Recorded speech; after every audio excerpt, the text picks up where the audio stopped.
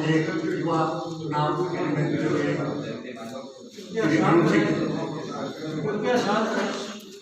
जोधपुर के जिलाध्यक्ष श्री राम सिंह जी साहब, युवा अध्यक्ष श्री अनिल सिंह जी, आपका पहले तो मैं तहे दिल से स्वागत और अभिनंदन चुनाव कमेटी की ओर से कर रहा हूँ कि आपने हमारे व्यक्तिगत आग्रह, प्रदेश के व्यक्तिगत आग्रह पर बीड़ा उठाया, लेकिन आज तो इस बात का है कि जितने प्रतिनिधि सभा के सदस्य आने चाहिए वो नहीं है।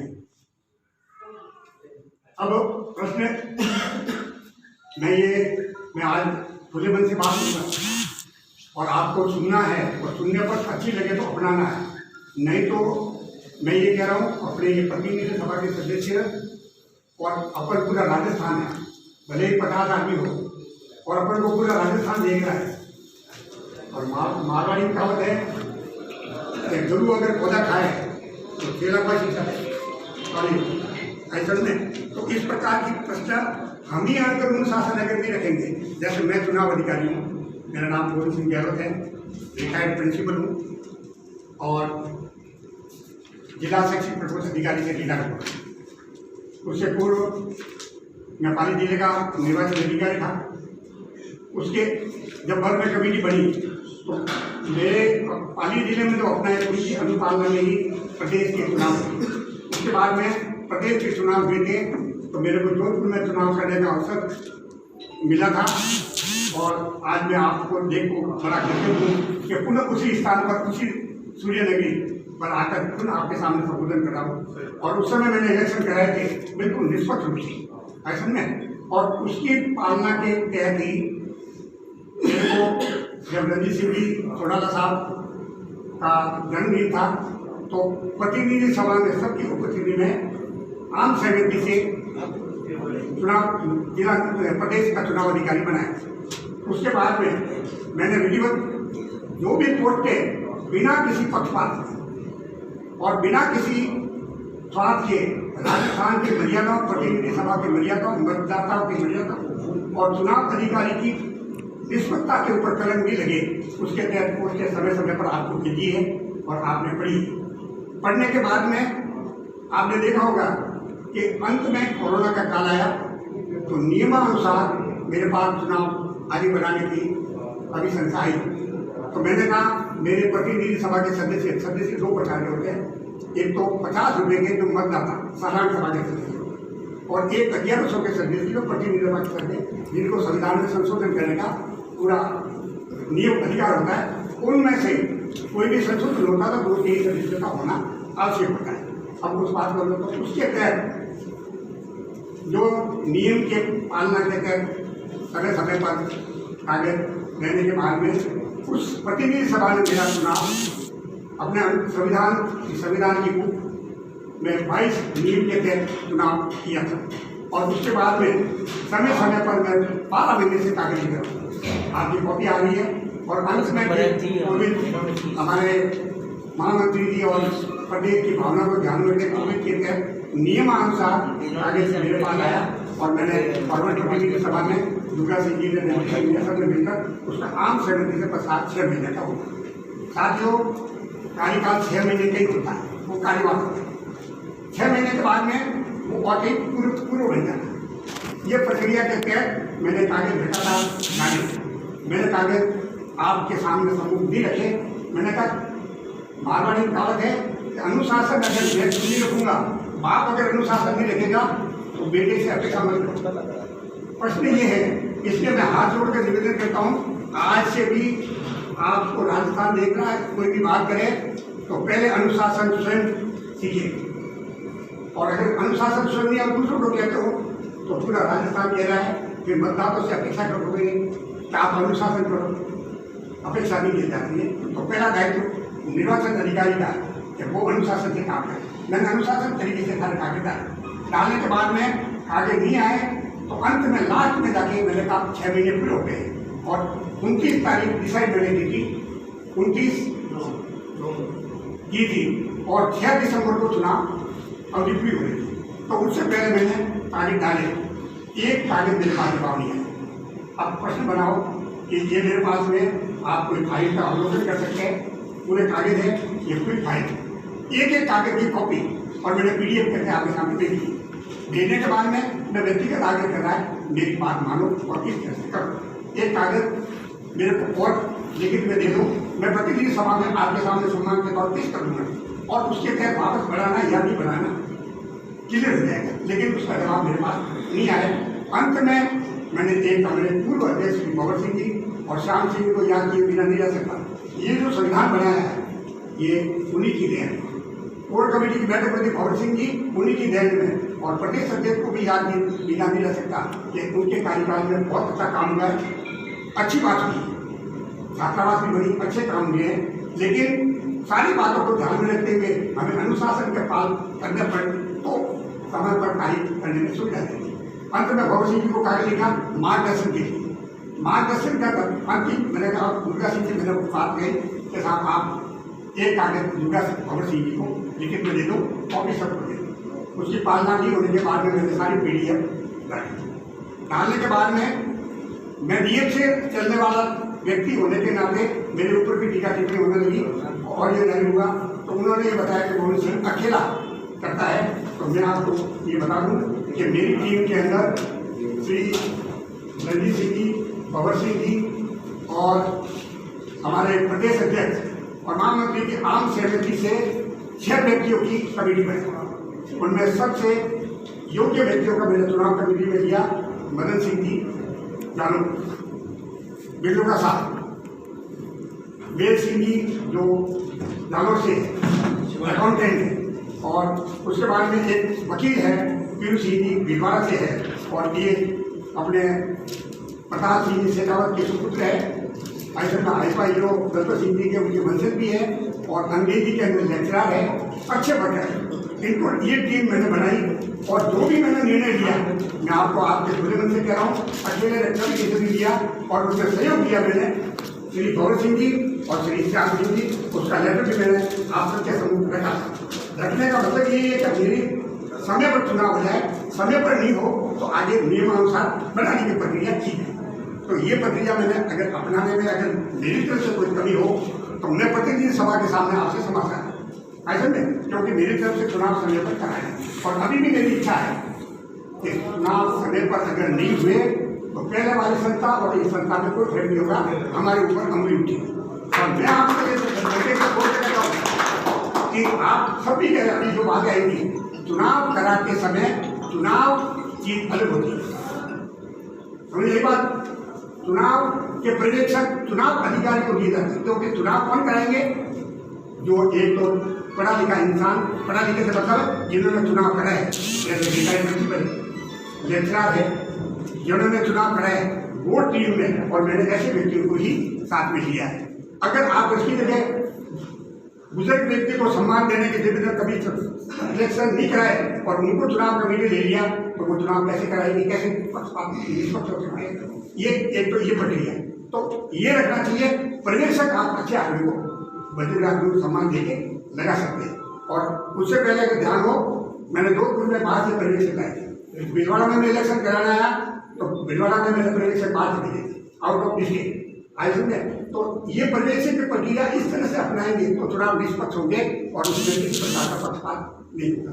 अभी प्रश्न आया था कि इनके इलेक्शन है और इनके सदस्य है। प्रश्न ये बनता है चुनाव कराने का अधिकार चुनाव कमेटी को, तो लेटर किसको मिल जाएगा कि साहब मेरे यहाँ चुनाव कराना, किसको चुनाव देंगे? चुनाव अधिकारी को लिखित सूचना देनी चाहिए, कॉपी प्रदेश अध्यक्ष को दे दो, हमारे भवर सिंह जी को दे सकते हो, उनको दे दो, वो कमेटी निर्णय लेगी चुनाव करे। अब जैसे उदाहरण के तौर पर नियमानुसार अगर चुनाव की प्रक्रिया में अगर आए हैं तो मेरे यहाँ राम सिंह जी को तय दिल से धन्यवाद दूँ। सबसे पहले मेरे पास कॉपी आप देख सकते हो। उसके बाद में मैंने अनुकरण किया तो जोधपुर के बाद में नागौर के भी रेवत सिंह जी ने उनकी नकल के आधार पर कागज दिए। रेवत सिंह जी को भी यहाँ उनकी अनुपस्थिति में धन्यवाद दे रहा हूँ। उसके बाद में चित्तौड़ का लिखित में स्वीकृति आई, लेकिन चित्तौड़ के बारे में आप बता दूं, मैंने शुरू में तो कागज उनके नाम से जारी किया, बाद में तो मालूम पड़ा कि वो सेवा संस्था से मेरे पास सूचना में ये नहीं करूँ ठग बात है कि वो सेवा संस्था से संबंधित नहीं थी। तो मैंने उनका नाम खाली से कर दिया। प्रतिनिधि सभा कहेगी तो चित्तौड़ के चुनाव करो।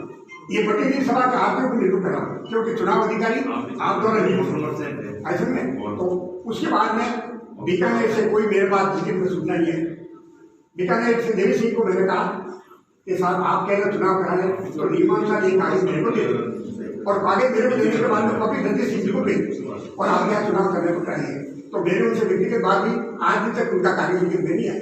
अब उसके बाद में और भी दूसरे जिलों के नाम है चुनाव अधिकारी का दायित्व है अपनी टीम करे। जैसे श्याम सिंह जी ने जोधपुर में जयपुर में चुनाव थे, मेरे को जोधपुर भेजा, हरी सिंह जी को लागू मेरा हमने वहाँ चुनाव नहीं दिखाया ऐसे में, और उसका हिसाब मैंने उसी समय तुरंत दे दिया था ऐसे में।